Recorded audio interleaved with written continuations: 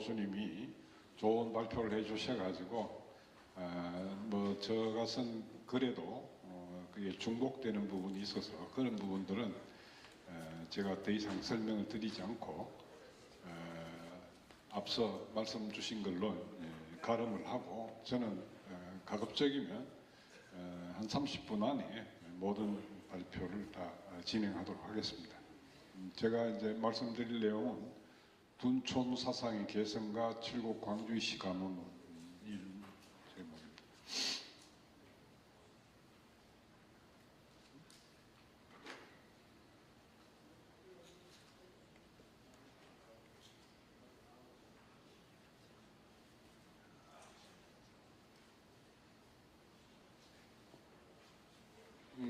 뭐 이게 이제 둔촌이라는 호를 서시기 시작한 게 신돈의 박해를 받고 그걸 피해서 영천으로 가서 한 3년 반여 정도 거기에서 이제 피신 생활을 하셨는데 그때 이 둔촌이라는 호를 짓게 됩니다. 그리고 이 집이란 이름도 그때 짓게 되고 또 자로 호연이라는 것도 그때 짓게 됩니다. 그래서 실제 이 3년 반여 정도의 이 피난 생활이 이 소위 둔촌 사상이 형성되고 성숙하는 데 있어서 결정적인 계기가 됐다 하는 것만을 말씀을 드리겠습니다. 그리고 이 둔촌 선생은 이 피난을 가시기 전부터 당시 그 동료들 기록에 보면 굉장히 그 기계가 강하고 그 의로운 선비로 이미 명성이 나 있었던 분입니다. 그래서 자신이 바른 말을 하고 그걸로 인해서 자신한테 피해가 돌아오겠다 싶어서 그 피해를 피하겠다고 숨는 그런 비겁한 분은 아니었습니다. 이분이 이제 피신을 택하게 된 데는 다 경전상의 근거가 있었습니다. 그 경전상의 근거는 크게 그 한 두 가지 정도를 말씀을 드릴 수가 있는데, 하나는 이제 이게 논어에 보면은 논어에 이 성인들이 혹은 어진분들이 어떨 때 피신을 하는가 하는 것을 보입니다. 소위 말해서 이 도가 완전히 사라지는 이런 시대가 되면 그리고 그걸 바로잡는 것이 어려운 그런 시절이 되면 성인들은 피신을 해서 거기에서 도를 보존한다 하는 이런 기록이 남아있고, 이제 그러면서 그 대표적인 예로 공자가 이제 말씀하신 것이 은나라 말기에 세 분의 큰 현인이 있습니다. 한 분은 은나라 마지막 왕이 주왕한테 이제 직언을 하다가 목숨을 잃은 비간이라는 분이 있고, 그 다음에 한 분은 그 같은 이제 그 주왕의 숙부이면서 주왕한테 바른 말을 해도 주왕이 듣질 않으니까 미치광이 노릇을 하면서 이 도를 보존했던 기자라는 분이 있습니다. 그리고 하나가 이제 미자인데, 미자는 이분도 역시 주왕의 숙부였습니다만은 그 비간을 죽이는 걸 보고는 그 은나라의 제기를 이렇게 가지고 송나라로 이렇게 도망을 갑니다. 그래서 이제 그 뒤에 그 주가 망하고, 그 다음에 이제 주나라가 들어섰을 때 주무왕이 그 미자에게 그 은나라의 제사를 잇도록 하는 이런 이제 이 고사가 남아 있는데, 이 세 분을 공자가 은나라의 마지막 현인 세 분으로 이렇게 높이 평가하면서 논어의 이 난세를 이 현인들은 어떻게 대처하는가를 이제 설명하신 그 대목이 있습니다.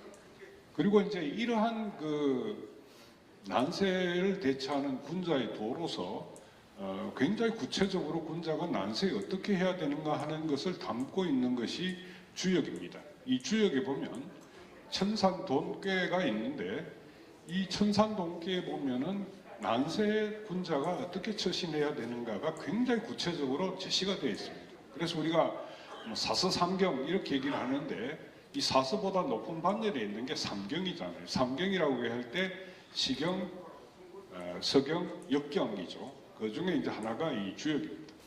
그래서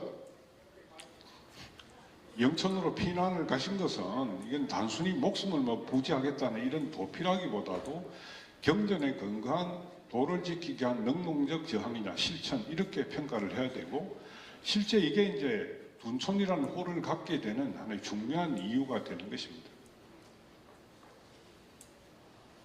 이건 뭐 이건 저 영천에 있는 그 시조묘죠. 이 당 선조의 묘인데 뭐 이건 뭐 제가 그냥 보고, 이 천산동계의 이 함의는 뭔가 하면 이 형상이 이게 이제 천산동계의 형상인데 밑에 산이 있고 위에 하늘이 있는 건데, 이것의 의미는 소인이 득세해서 난세가 된 이런 상황입니다. 그래서 하늘은 위로 멀어지고 산은 아래로 멈춘 이런 형국이 이제 천산동계인데, 이럴 때는 어떻게 해야 되는가 하고 주역에서 말하기를 물러남으로써 오히려 도가 형통해짐을 여기에서 얘기를 하고 있습니다. 그리고 바로 객관적인 형세가 이럴 때는 물러나서 도를 보존하는 것이 군자의 처신이라고 하는 것을 이제 이 주역 천산돈계가 이제 얘기를 하고, 그리고 물러가서 이렇게 도를 보존하기 위해서는 어떻게 해야 되는가에 대한 굉장히 구체적인 방안으로 이 말하는 것이 이 호연지기를 길러야 된다 하는 것입니다. 물론 뭐 주역에 호연지기를 기른다는 말이 나오는 건 아닌데, 거기에 보면 이 비둔이라는 말이 나옵니다. 그래서 억지로 숨는 것이 아니라 내면에 그 호연지기가 꽉 차서 여유롭고 초연하게 은둔하는 이런 경지를 비둔이라고 그러고, 이 주역에서는 이 천산돈계에서 바로 이 난세 군자가 어떻게 처신하는 것이 가장 합당한가를 얘기를 하고 있습니다. 그런데 이 돈이라는 말은 지금은 옛날 고어입니다. 한자 고어라서 이걸 현대에서는 둔으로 고쳐서 씁니다. 그래서 이 천산동계는 달아날 둔, 피할 둔과 같은 의미를 가지는 이런 것입니다. 이게 뭐 제가 논문에 자세히 써두었기 때문에 여러분이 그 논문을 참조하시기 바랍니다. 그런데 이제 이 천산동기는 이 난세의 그 군자의 처신인데, 이 천산돈의 형세가 소인이 이렇게 권세를 잡고 마구 그 권력을 휘두르는 이런 난세가 이게 뭐 영구히 지속된다 이렇게 보지를 않았어요. 그래서 이 둔촌 선생은 자신이 살고 있는 이 시기는 이 천산돈계의 거의 막바지에 와 있는 이런 시기이고, 이 천산돈계가 끝나면 그 다음에 오는 게 뇌천대장계가 옵니다. 주역에 보면 이 뇌천대장계는 바로 그런 혼란한 전국이 수습이 되고 새로운 세상이 열리는 이런 시기인데, 그 시기는 나는 내가 살아있는 동안은 그런 시기를 못 맞겠지만은 내 아들들이 또 내 손자들이 활동한 시기가 되면은 그런 시기가 올 것이다 하고 예측을 하셨던 거죠. 아까도 이제 김문태 교수님 말씀하실 때 보면 아들 이름을 이제 얘기를 했죠. 그래서 이 아들이 세 분인데 지직지강지유라는 이름을 지었습니다. 이 지직지강지유는 주역이 아니고 그 서경 홍범에 나오는 삼덕입니다. 홍범구주에 나오는 이 삼덕인데, 이 홍범이라는 책은 어떤 문헌인가 하면은 이 주나라 모왕이 은나라를 멸망시키고 난 다음에 새로 이제 왕조를 열었어요. 왕조를 열고 그 왕조를 다스릴 수 있는 정말 하늘의 규범 같이 이런 숭고한 규범이 뭘까, 이걸 고민하면서 당시에 현인이었던 기자를 모셔와서 얘기를 듣습니다. 그렇게 해서 만들어진 게 홍범구주예요. 그래서 홍범구주는 유교 국가에서는 언제나 이게 국가를 다스리는 하나의 그 경세의 전범처럼 되어 있습니다.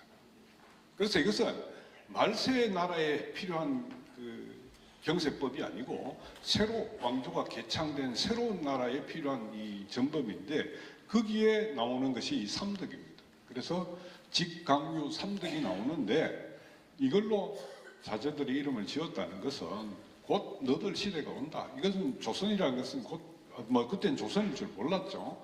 이 고려라는 나라는 곧 망할 거고 새로운 왕조가 열릴 것이고, 그 왕조가 열렸을 때 정말 국가가 필요로 하는 인재가 되어라 하는 이런 뜻으로 세 아들의 이름을 이렇게 지어줬고, 그렇게 이름을 지었다는 것을 목원에게 보낸 이 둔촌 선생의 편지글에 그 글이 자료가 들어가 있습니다. 그래서 뭐 여기 보면 자신의 세대는 은둔의 시대였으나 자손들의 세대가 되면 치세가 올 것을 예견하고 자손들이 국가의 동량이 되기를 이렇게 염원을 하면서 이름을 지어줬고, 이 천산동계 다음에 주역이 이제 뇌천대장계가 오고, 뇌천대장계 다음에 화지진계가 옵니다. 화지진계는 땅 위에서 해가 떠오르는, 땅에서 해가 떠오르는 이런 형상이에요. 그래서 이걸 보면 화지진계는 우리가 뭐 삼자팔손 구문가라고 하는 그 시기가 이제 이 화지지인에 해당되는 이런 시기입니다. 그런데 이제 뭐 이름만 그렇게 짓는다고 해서 그들이 국가의 동량이 되는 건 아니잖아요. 그를 인재로 자손들을 길러야 되죠. 그렇게 해서 이제 이 교육을 시키게 되는데, 이게 이제 여기 말하는 뭐 정문의 일부가 여기에 지금 패널로 걸려 있습니다만은, 어떻게 자손들을 교육을 했는가 하면, 이게 이제 정문이 있죠.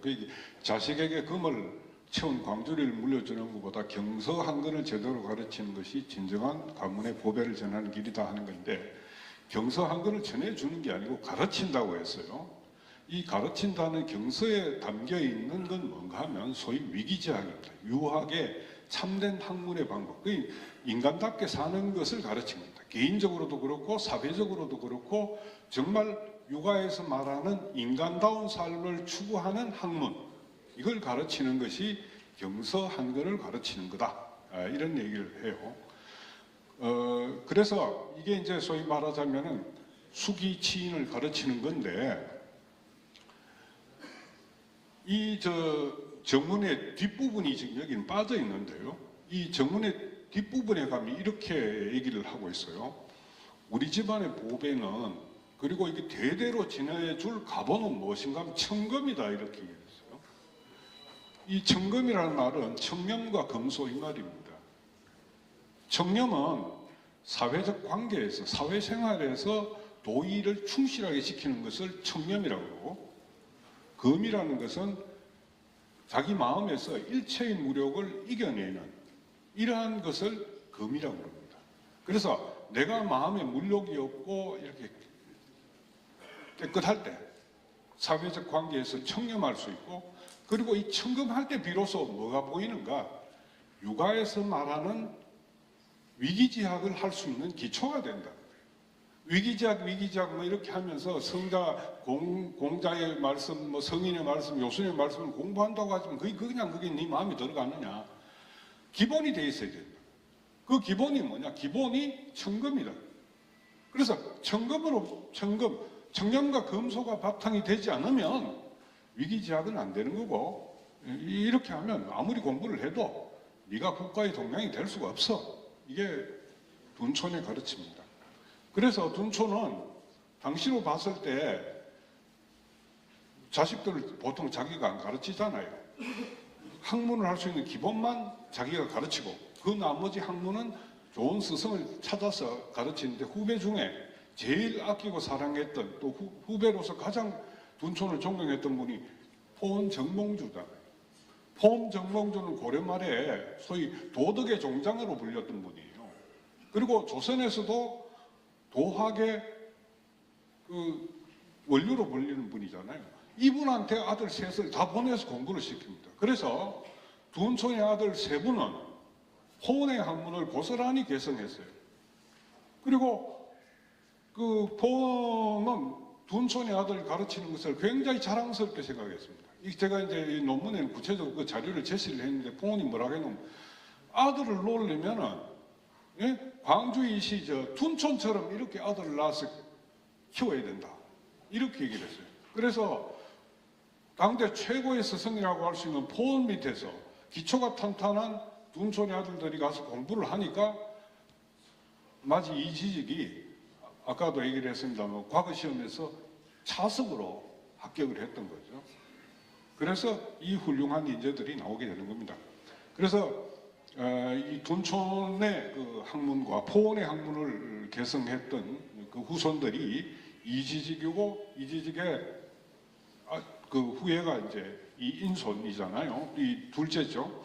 그 밑에 이제 가학이 쭉 형성되면서 소위 앞서 나왔듯이 삼자팔손 구문과 이런 이제 큰 영예가 나오는데 이게 전부 둔촌과 포원의 학문을 계승해서 공부를 하고 그것으로서 조선의 동량이 됐던 이런 분들의 얘기입니다. 그래서 뭐 이 얘기는 앞서 다 나왔기 때문에 제가 중복을 하지 않겠습니다.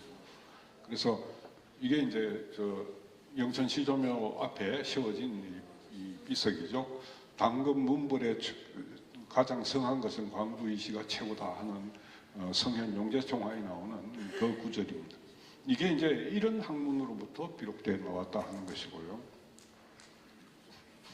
그 다음에 이제 이게 소위 광주이시 문종, 칠곡문종에 대해서 좀 얘기를 하면은 이게 이제 이 광주시들이 칠곡으로 들어와서 자리를 잡게 되는 게 이제 갑자사화가 이제 중요한 계기가 됩니다. 이 갑자사화는 1504년 연산군 10년에 일어나는 일인데,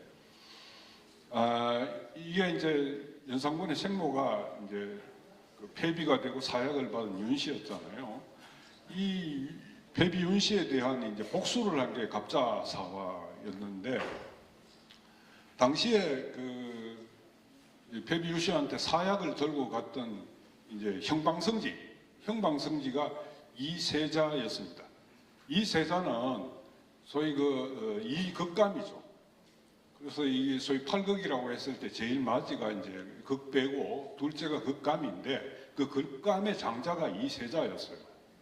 그 당시에 이제 이세자가 이제 이 성지, 형방성지로 도성지였죠. 도성지로 왕명으로 가지고 이제 사약을 가져갔고 그 사약을 이제 뭐 여러 가지 사건을 거쳐서 결국은 윤 씨가 먹고 이제 세상을 떠났는데 이제 연산군이 이제 연산군 당시 이세자는 애조 판서였습니다. 애조 판서였는데 이미 연산군은 이전에 그 한 차례 사화를 일으켜 가지고 여러 살인들을 죽인 적이 있습니다. 이 김종직의 조이제문 그걸 문제 삼아서 그래서 한 차례 예행 연습을 했고 그런 상황에서 이제 갑자사화를 일으키는 거니까 뭐 이게 이제 그 뒤에 엄청나게 많은 이제 유림들이 이때 목숨을 잃게 되는 거죠. 그래서 여기에 이제 그 피해 상황만 간단히 보면 당시 이극감의 장자였던 이세자는 이 사약을 직접 들고 갔다는 그 이유로 인해 가지고 결국은 이제 유배를 갔다가 풀려 나왔다가 다시 유배를 가면서 자결하라는 명을 내려서 이제 자결했고 이때 네 분의 아들도 전부 같이 처형됩니다. 그리고 이세자의 아우 이색을도 명나라의 사행으로 갔다가 귀국하자마자 바로 처형을 했고 그 다음에 이제 이극주는 이게 이제 이인손의 네 번째 아드님이시죠. 당시에 좌의정을 하고 있었어요. 그런데 이세자를 그렇게 이제 처벌을 하니까 거기에 대해서 변호하는 이런 얘기를 했다고 해가지고 그 아들하고 같이 처형을 했습니다. 그리고 이제 마지 이극배의 후손들도 이와 관련해서 전부 처형을 하고 뭐 나머지 이제 그 이극준도 이때 이제 관직을 삭탈당하고 했는데 연산군은 거기서 분이 안 풀려가지고 이들의 집을 전부 헐게 했습니다. 집을 다 헐어버리고 그것을 못을 만들고 그 다음에 이들의 죄명을 돌에 새겨가지고 거기 자리에다가 세우게 하고 이렇게 해서 완전히 그 가문을 지우려 했어요. 실은 뭐 갑자사화가 일어나고 2년 뒤에 중종반정이 일어나면서 다시 이제 원상회복이 됩니다만은 이 2년간에 걸쳐서 정말 철저하게 그냥 이 집안이 연산군에 의해서 도륙이 되는 거죠.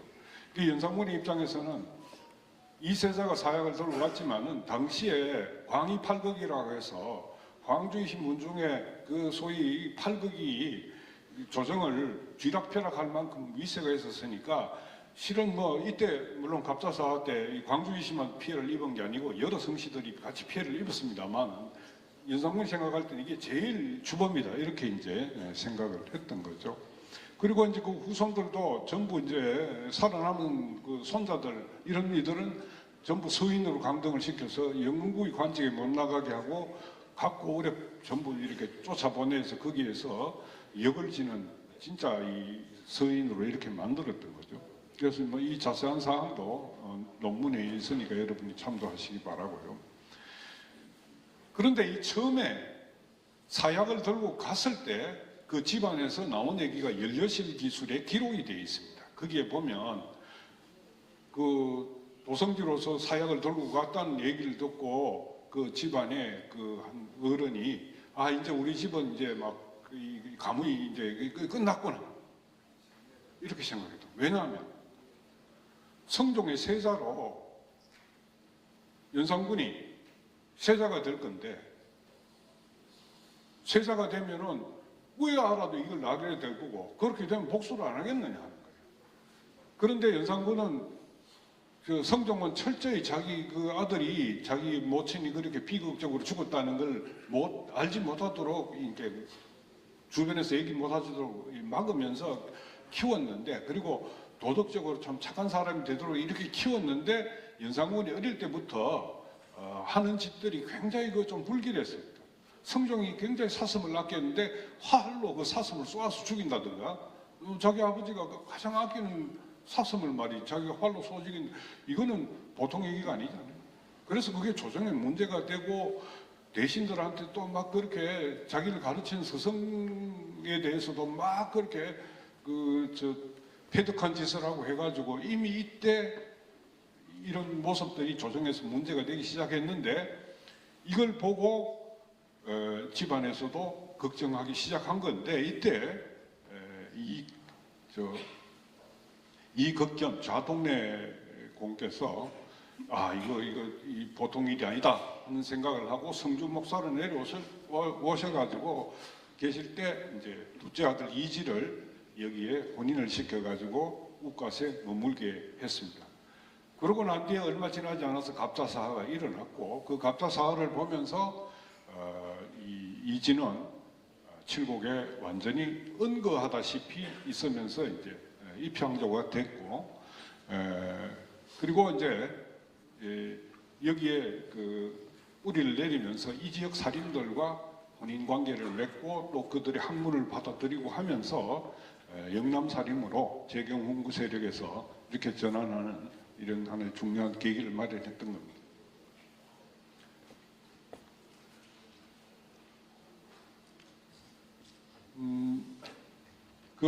칠곡에 내려와가지고 이 영남 살인들하고 이렇게 혼인을 하게 되는 이런 이 과정도 제가 논문에 아주 구체적으로 잘 썼으니까 참조하시기 바라고, 그리고 실제 이 광주이 씨는 서울에서는 당시 훈구 세력이었지만은 그 학통이 포원 정몽주 선생으로부터 이렇게 이어져 내려온 학통이었기 때문에, 그리고 조선의 살인들은 호원을 자신들의 그 도학의 연원으로 생각을 하잖아요.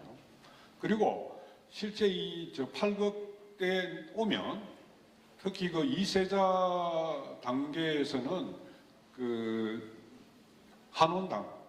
한원당과 굉장히 교류가 깊었고, 이세자의 자손들이 또 전부 한원당 밑에 가서 공부를 합니다.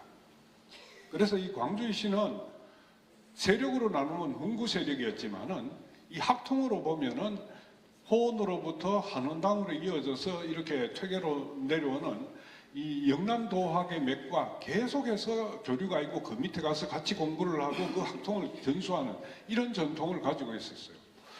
그런 전통 속에서 이제 이 지역에 내려와서 이 자리를 잡게 되면서 당연히 이 지역 살인들하고 쉽게 교류를 하면서 이 지역 통들을 이어가게 됩니다.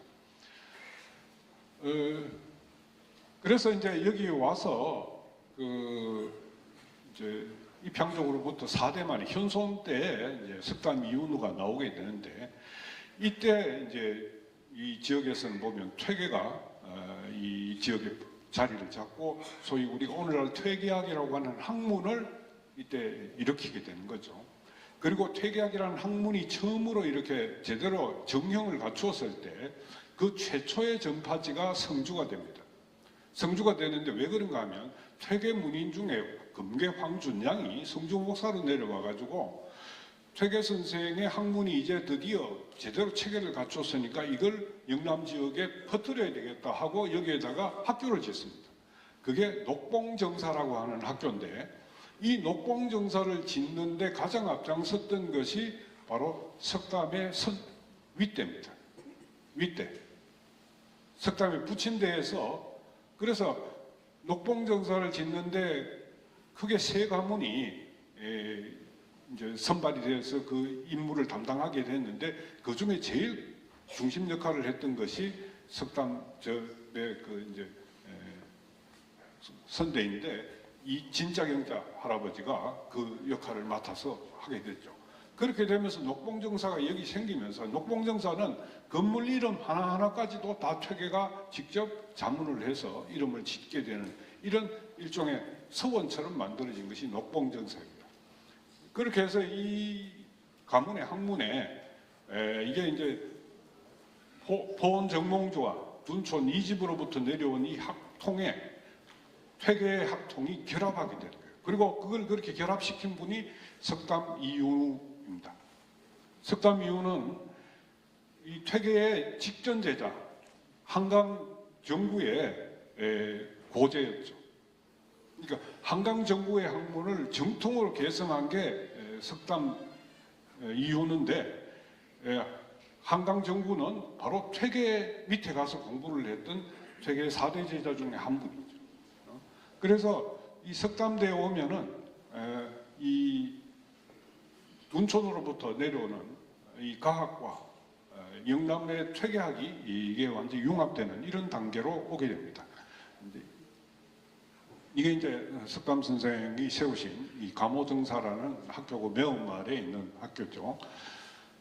그런데 여기에 이제 이런 말씀이 있어요. 이게 이제 감호정사를 지을 때 이제 일화로 남아 있는 건데 원래는 욱간마을이 계시다가 한강이 세상을 떠나시고 한강하기 상당히 위태롭고 퇴계하기 위태롭게 되자 이걸 영남에 확고하게 뿌리 내리게 해야 되겠다 해서 매운마을로 오셔가지고 거기서 감호정사를 세우고 감호정사를 중심으로 퇴계 한강으로 이어지는 이 향맥을 굳건히 지키겠다 하는 것이었는데 그 매운마을에 처음 이제 자제들을 데리고 이사를 가시니까 모든 게 집도 없고 해가지고 살기가 불편했죠.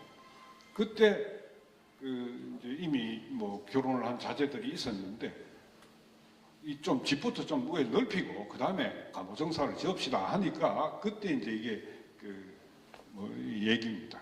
이 나오는데 이 집이 좁고 힘들다고 생각하는 것은 너들 마음에 사치심이 이 불만을 낳아서 그렇게 된 거니까 뭐 집 넓힌다 어쩌다 이런 불평하기 전에 네 마음이 맑은지 깨끗한지 그걸 먼저 네가 살펴야 되지 않겠느냐 하고 이렇게 야단을 치시고 그때 이제 이 빙호명이라는 걸 짓습니다.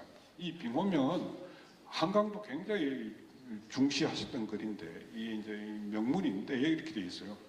얼음 같은 그 속마음, 옷과 같은 그 기질이여 겉과 속이 하나 없이 깨끗하여 비어 있고 맑고 밝게 빛나리 이렇게 돼 있어요. 그래서 군자는 이러한 마음으로 대학에 나오는 명명덕, 밝은 덕을 밝히는 것이라. 군자의 학문이 이렇게 하는 것이다. 군자의 학문의 바탕이 되는 것은 뭐고 겉과 속이 티 하나 없이 깨끗하고 그리고 뭘 사사로운 욕심이 없는 텅 비어 있고 밝은 이 마음이 있어야 학문이 된다.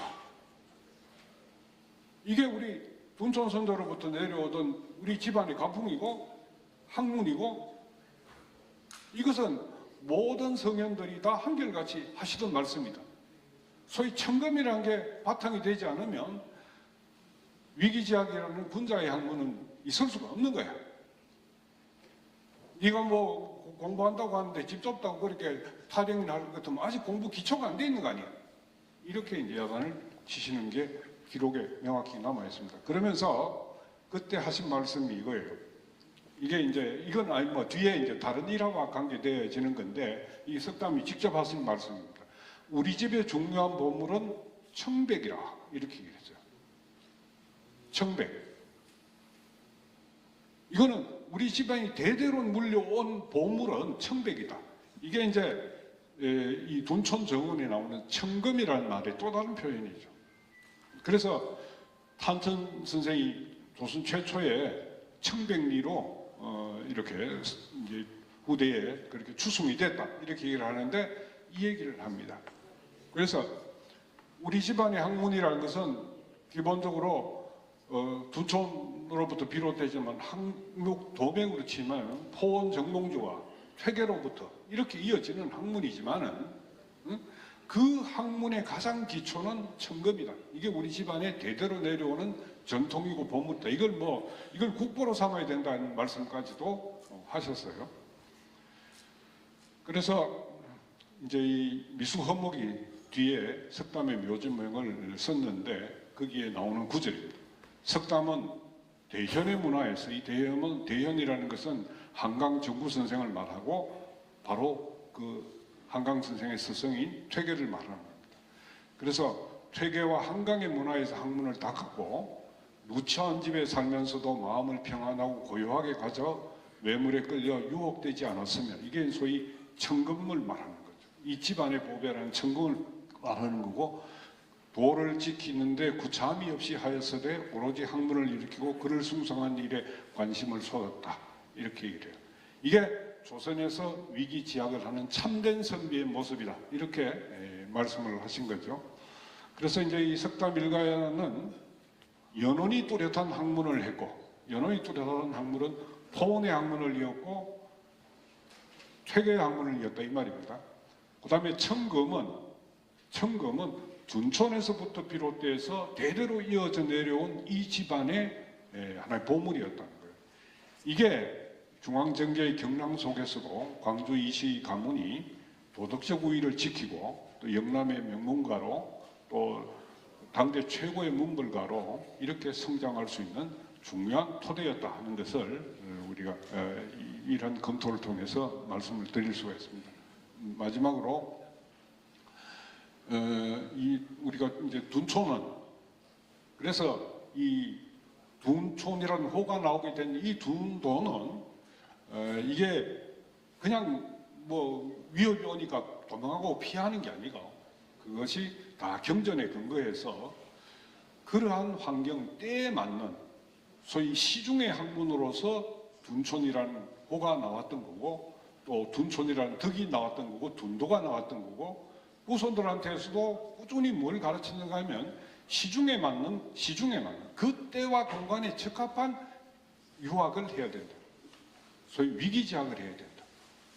그리고 그렇게 하려면 뭐가 필요한가? 너가 청금해야 된다. 청렴하고 검소해야 된다. 이게 몸에 배어 있지 않으면은 절대 시중에 맞는 학문을 할 수 없고 시중에 맞는 학문이 안 되면은 그게 학문이 도리어 너 자신에게도 사회에게도 오히려 이게 해가 되고 독이 될 수도 있다. 이런 얘기를 합니다. 그래서 청금과 위기지학으로 가문의 정체성을 세웠던 것이 이 오늘날까지 우리에게 내려오는 전통이 아닌가 하는 이 얘기를 합니다. 그래서 이런 갑작사와 같은 이런 위기도 있었지만은 소위 인간다움을 최고의 가치로 추구하는 이 위기지학과 이 청백의 정신 이게 둔촌에서 발언해서 지금까지 이어져 내려오는 이 가문의 하나의 정체성과 하나의 영속성을 보장하는 그런 보물이다 하는 걸 말씀을 드리는 것으로 제 발표를 마치겠습니다. 경청해 주셔서 감사합니다. 네, 오늘 발표의 모든 것을 압축해서 발표해 주신 이웅갑 교수님께 다시 한 번 더 박수 부탁드리겠습니다.